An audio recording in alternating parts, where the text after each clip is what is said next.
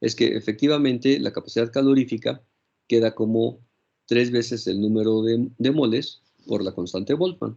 Eso por mol, ¿no? Y que en términos numéricos nos debería de dar pues, del orden de 25 joules sobre mol Kelvin, ¿no?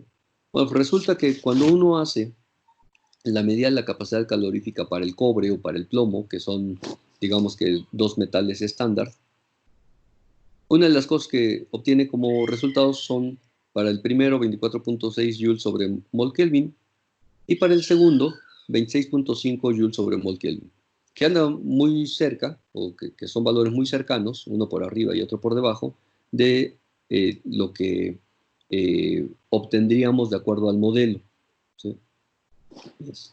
Y pues esas son medidas experimentales. Si uno tuviera otro metal, por ejemplo, plata, como ocurre para esta gráfica, bueno, fuera del hecho de que en este caso la temperatura está normalizada y después voy a plantearles cuál es el sentido de esa normalización,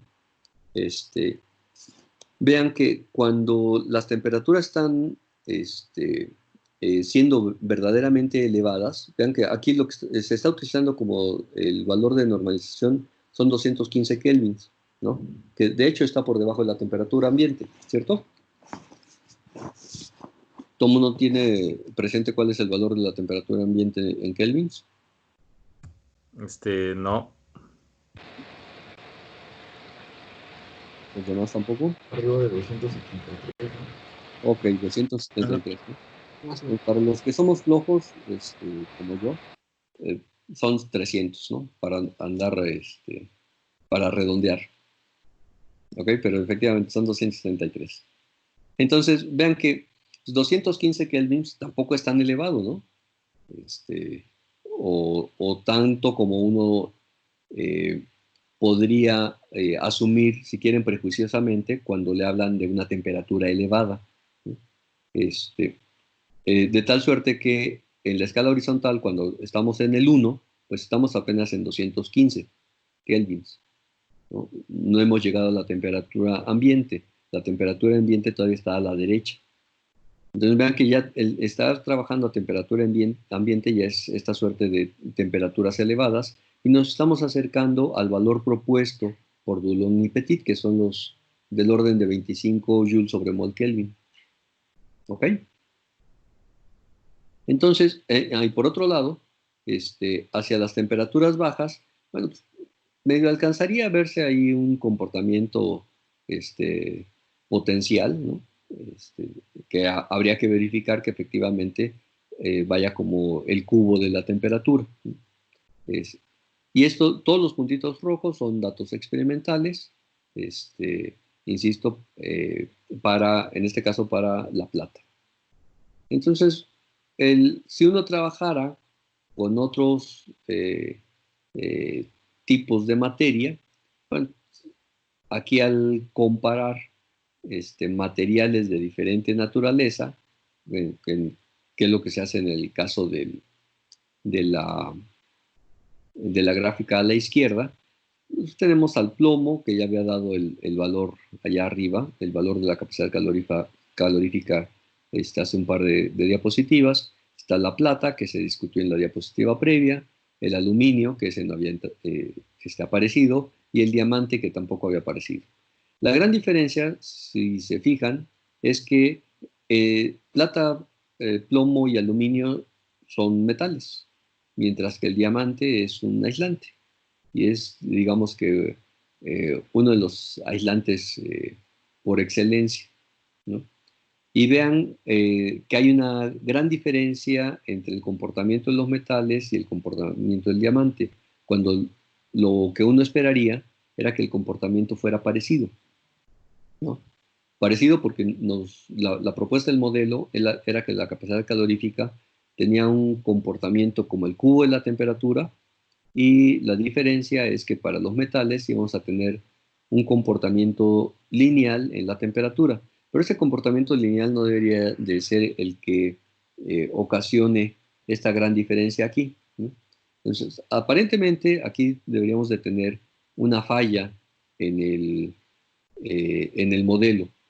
Sin embargo, vean que en este caso de la gráfica izquierda se tienen temperaturas absolutas.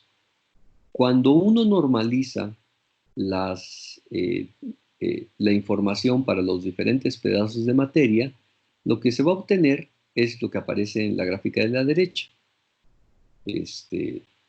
Tenemos esa temperatura con subíndice D, que aunque lo explique posteriormente, se conoce como la temperatura de Debye, y es algo que había utilizado desde acá, ¿no? Para el caso de la plata. Y vean que en ese caso ya el comportamiento de las diferentes curvas es prácticamente el mismo, ¿no?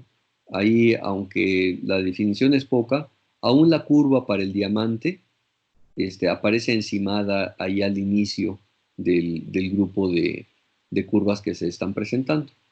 Entonces, aparentemente, salvo el hecho de que uno tenga que normalizar o poner un factor de peso, pues, al momento de graficar la información, parece que las cosas van funcionando, ¿no? La cuestión es que ahora habría que proponer cuál es el motivo por el cual efectivamente los grados de libertad están funcionando para hacer esta determinación de la capacidad calorífica. Entonces, lo que se va a hacer a partir de este punto es pues empezar a hacer una descripción estadística de lo que está ocurriendo con los pedazos de materia. Momentáneamente nos vamos a olvidar de que lo que nos interesa, lo que nos es de mayor interés, pues son conjuntos de átomos que están muy bien organizados, constituyendo un cristal. Únicamente nos va a interesar el hecho de que lo que tenemos es un sistema, cualquiera que este sea. Entonces, para esto vamos a recurrir a pues, la herramienta usual en esa área que se conoce como la mecánica estadística. Y lo primero es que vamos a considerar algo que se conoce como los ensambles, y que no son otra cosa más que conjuntos de sistemas termodinámicos similares, o cuyas características son similares, y que nos van a permitir hacer esta suerte de experimentos mentales, donde siendo sistemas con características similares, vamos a buscar el comportamiento común, permitiendo que estos sistemas accedan a todas las posibles combinaciones de valores que pudieran tener las variables físicas que los describen, ¿sí? Y después hacer promedios, de tal suerte que cada una de las condiciones en las cuales se encuentre el sistema, seguramente tendrá un factor de peso, debido a que será más o menos probable, ¿sí?, el encontrarnos esas condiciones para un sistema específico. Porque la intención aquí es que lo que uno encuentre como promedio debería de ser efectivamente lo que uno va a ir a medir al laboratorio, con lo que se va a encontrar cuando va a hacer la medida en el laboratorio. Bueno, fuera de esta posibilidad que propuso Gibbs allá a finales del siglo XIX, vamos a tener tres diferentes perspectivas desde las cuales vamos a analizar a estos sistemas estadísticos. Genéricamente se conocen como el microcanónico, el canónico y el gran canónico. Y el chiste de cada uno de estos es que en el microcanónico vamos a estar considerando sistemas termodinámicos para los cuales no permitimos ni que intercambien energía ni materia con el entorno, ¿sí? Para este tipo de sistemas, para los sistemas visualizados desde esta perspectiva, pues la temperatura va a permanecer constante y el número de partículas también va a permanecer constante. Aquí podrían decir, bueno, si el sistema no va a cambiar ni la temperatura ni el número de partículas, parece que va a ser irrelevante qué es lo que va a ocurrir eh, con el mismo, ¿no? Sin embargo, verán que tiene un poquito más adelante verán que tiene su chiste el trabajar con el microcanónico, ¿no? En el canónico vamos a tener también sistemas termodinámicos, siempre esa es la intención, pero ahora les vamos a pedir a permitir el intercambio de energía con el entorno, pero la cantidad de partículas, ¿sí? O la masa va a permanecer constante. Y finalmente en el gran canónico vamos a permitir que exista tanto el intercambio de energía como el intercambio de materia, ¿no? Este, Así que tanto la temperatura como el número de partículas va a estar variando en el tiempo. Y vean que hasta ahora menciono el tiempo justo por este tipo de cambios, porque cuando uno está trabajando en termodinámica, si algo le tiene sin cuidado es justamente el tiempo, ¿no? Son otras las variables relevantes, ¿no? Pero el tiempo uno normalmente lo deja a un lado. Y vean que cada una de estas perspectivas para visualizar estadísticamente a los sistemas van de alguna manera acordes con lo que se hace en los cursos de termodinámica, ¿no? Lo usual es que en un curso básico jamás nos permiten el intercambio de masa entre el sistema de interés y el entorno. Sin embargo, sí se puede intercambiar energía, ¿sí? Se puede hacer trabajo sobre ellos, ¿no?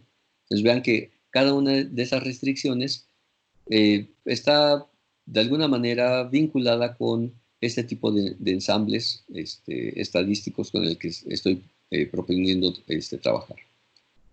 Entonces, por ahora, pensando en que voy a tener un sistema que de algún lugar sacará la energía, pero ya la tendrá él, y pensando en la equipartición, deberá de distribuirse de manera uniforme entre los elementos que lo constituyen. Bueno, voy a recurrir a algo adicional, pensando en el tiempo. Resulta que la propuesta que se conoce como el teorema ergódico es que cuando uno hace un promedio temporal, ¿sí? Sobre cualquiera de las variables que van a ser relevantes en ese sistema, una de las cosas que deben encontrar es que el, el, el valor que se obtiene es igual al promedio que se tome sobre el ensamble, sobre esta colección de conjuntos de sistemas equivalentes que mencionaba hace un momento, ¿no? Es decir, yo puedo tener sistemas equivalentes que están en todas las posibles diferentes situaciones en las que se pueden encontrar los sistemas, y cuando tomo el promedio, ¿sí? Temporal, de una variable en un sistema, lo que voy a obtener es lo mismo que si hubiera tomado el promedio de esa variable en el ensamble. Entonces, eh, por supuesto que aquí hay algunos requisitos que hay que satisfacer, en particular para el tiempo, porque, como les decía, desde la perspectiva termodinámica no nos va a preocupar o a ocupar, pero uno asume que si es necesario esperar un tiempo suficientemente largo, bueno, pues uno podría hacerlo, ¿no? Este, eh, de tal suerte que uno puede explorar todos los posibles valores que pudiera tener la variable de interés, ¿no? Entonces, el- la manera en la que se describen esos ensambles es a través de lo que se conoce como la función de partición, ¿no? Este, Aquí están las tres perspectivas: el micro, el canónico y el gran canónico. Y vean que esto a lo que me estoy refiriendo como la función de partición va a depender de diferentes variables. En el caso del microcanónico, las variables con las que vamos a describir serán la energía interna, el volumen y el número de moles. En el caso del canónico, utilizaremos a la temperatura, al volumen y al número de moles. Y en el caso del gran canónico, vamos a recurrir a la temperatura, al volumen y al potencial químico, ¿sí? Y este último debido a que ya estamos permitiendo el intercambio de materia. Bueno, entonces, en- entre esa parte de la mecánica estadística y la termodinámica hay un vínculo. Y el vínculo se da a través de expresiones ya conocidas por todos, o al menos por todos los dedicados a esa área. Y en el caso del microcanónico, vamos a tener que la entropía, que es una función de la energía interna, el número de moles y el volumen, que verán que tendrá alguna similitud con la función de partición para el canónico, depende de las mismas variables, pues va a ser igual a la constante Boltzmann por el logaritmo de la función de partición. A esto se le conoce como la fórmula de Boltzmann y esto nos va a ser de utilidad en unos momentos. Entonces, si uno en lugar de estar trabajando en el micro, está trabajando en el canónico, pues también hay una relación para vincular los resultados de la mecánica estadística con los resultados de la termodinámica. Y en este caso lo que tenemos es que la energía libre de Helmholtz es igual al negativo de la constante Boltzmann por la temperatura por el logaritmo natural de la función de partición. Y finalmente, cuando se está en el gran canónico, lo que tenemos es que el producto entre la presión y el volumen va a ser igual al negativo de la constante Boltzmann por la temperatura por el logaritmo natural de la función de partición. Entonces, con esos antecedentes, bueno, resulta que uno puede calcular los valores esperados de alguna eh, eh, de alguna variable sobre alguna función de partición. Bueno, esta la voy a dejar de pasada ahorita, no me interesa tanto, después voy a retomarla. Y ahora por ahora tengo digamos que dos deudas. La cuestión de regresar al valor esperado y la temperatura de Debye que se apareció antes. ¿Ok? Entonces, con esta perspectiva, el primer modelo para vincular la parte mecánico-estadística con la parte termodinámica para ver qué es lo que ocurría con la capacidad calorífica fue una propuesta hecha por Einstein. Este, y en esta propuesta, lo que Einstein dice es que uno debería de asumir que lo que uno está considerando como un sólido, ya que no son otra cosa más que osciladores, porque habíamos supuesto que cada átomo se movía yendo y regresando en torno a la posición de equilibrio en la cual vivía y que estaba vinculado con los vecinos inmediatos, cual si hubieran estado unidos por resortes. Bueno, pues Einstein dice, vamos a considerar que lo que tenemos ahí son osciladores. Es más, siendo osciladores, no me interesa si están unidos o no. Lo que sé es que le voy a poner un intervalo de oscilación como intervalo máximo, pero lo que va a ser característico es la frecuencia de oscilación. Y voy a asumir que solamente pueden moverse teniendo una sola frecuencia, que va a ser omega minúscula en este caso. Entonces dice, si esto fuera cierto, entonces resulta que la energía interna total del cristal debería de ser 3 veces el número de moles por h barra omega por una función de distribución. ¿Sí? Bueno, o puesto de otra manera, dice, va a ser, como aparece aquí al final de la expresión, 3 veces el número de moles por h barra omega sobre la diferencia entre el exponencial que tiene como argumento h barra omega entre kt y 1. Bueno, eso debería ser la energía interna y recuerden que la capacidad calorífica no es otra cosa más que la derivada de la energía interna respecto de la temperatura. Y como aquí ya tengo una expresión que depende de la temperatura, puedo derivar perfectamente, ¿no? Entonces, bueno, dice, debería de derivar respecto de t, y entonces, nada más por simplicidad, vamos a considerar que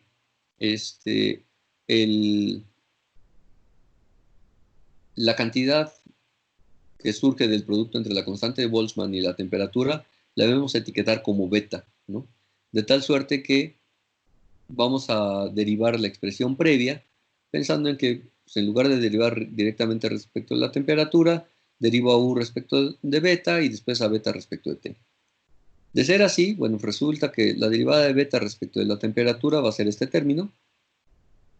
Recuerden que beta era 1 entre kt, así que voy a tener menos 1 entre kt cuadrada. Y después voy a derivar a la energía respecto de beta, y al derivar respecto de beta vamos a tener la expresión de la derecha, ¿no? Si uno reorganiza un poquito las cosas, bueno, puede escribir pues este 3n acá al inicio, puede multiplicar y dividir por K la constante Boltzmann para que ya aparezca aquí al cuadrado. Una de estas se va a ir con la de acá arriba. Aquí h barra omega aparece dos veces multiplicándose aquí, así que vamos a tener h barra omega perdón, sobre kt todo al cuadrado, y vamos a tener una expresión parecida, ligeramente parecida a la que teníamos para la energía interna como último factor. Bueno, si quieren, lo verdaderamente parecido es el denominador, aunque aquí esté al cuadrado, porque en el numerador teníamos a h barra omega, ¿no? Que eso está por acá, pues, aquí, ¿no? A h barra omega y el 3n, donde h barra omega es la energía asociada a cada uno de los osciladores, ¿sí? De ahí que la expresión para la energía total interna sea de esta forma.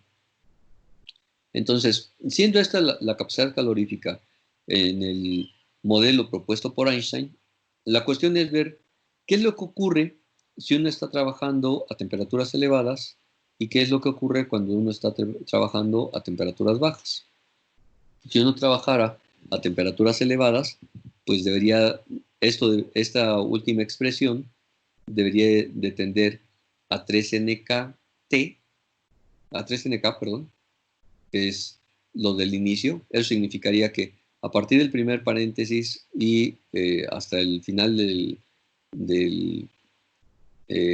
último factor, eso debería de tender a 1. Mientras que cuando trabajara a temperaturas bajas, eso debería de tender mínimamente a t cúbica, ¿no?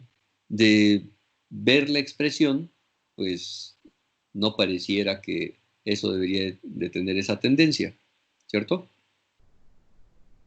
Pero la intención es que esa expresión debería de tener como gráfica,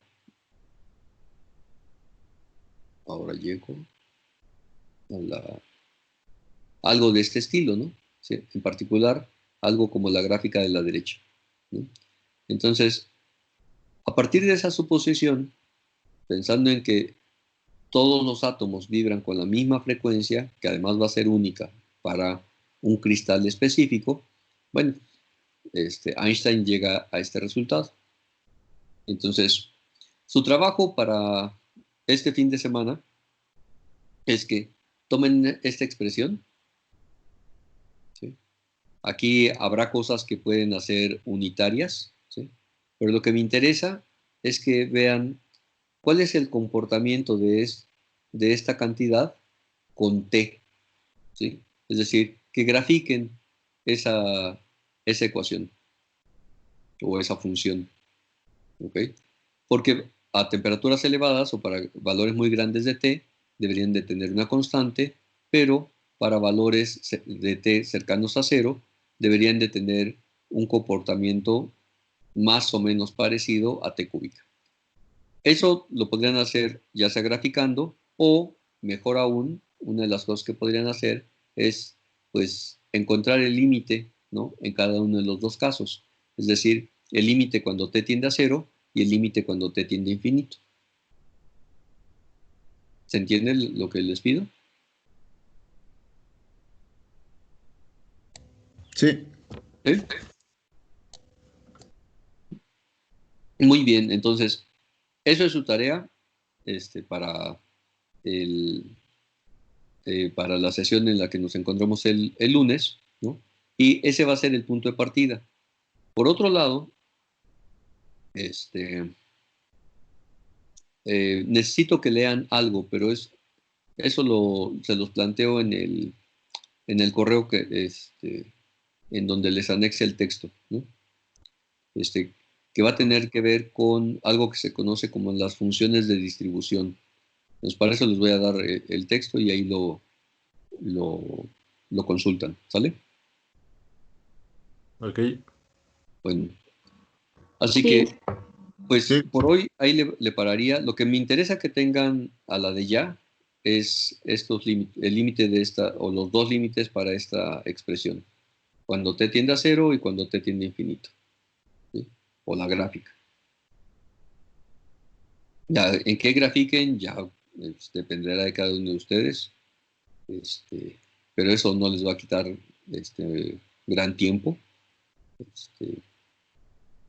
O eso espero. ¿Sí? Entonces, yo esperaría que ya en la siguiente sesión, si les pido que me compartan su gráfica y la pueda ver, ¿no? O si les pido que compartan el límite, pues ahí el trabajo que hicieron para llegar a calcular el límite, ahí también lo pueden exhibir, ¿no? Y ese va a ser el punto de partida, porque evidentemente algún fallo va a tener, digo, no porque sea el modelo de Einstein ya era la verdad absoluta, tiene fallas, de hecho no sirve, ¿no? Porque les va a funcionar a temperaturas elevadas, pero no a temperaturas bajas, ¿no? Y pues, para temperaturas elevadas no tenía mucho chiste, ¿no? Porque ya funcionaban las cosas. ¿Ok? Ok. Bueno, pues entonces ahí les quedan unos minutos para comenzar a trabajar y ya pues nos vemos en la sesión de lunes. Sí, profe, nos vemos. Ok, ¿Sí está bien? gracias.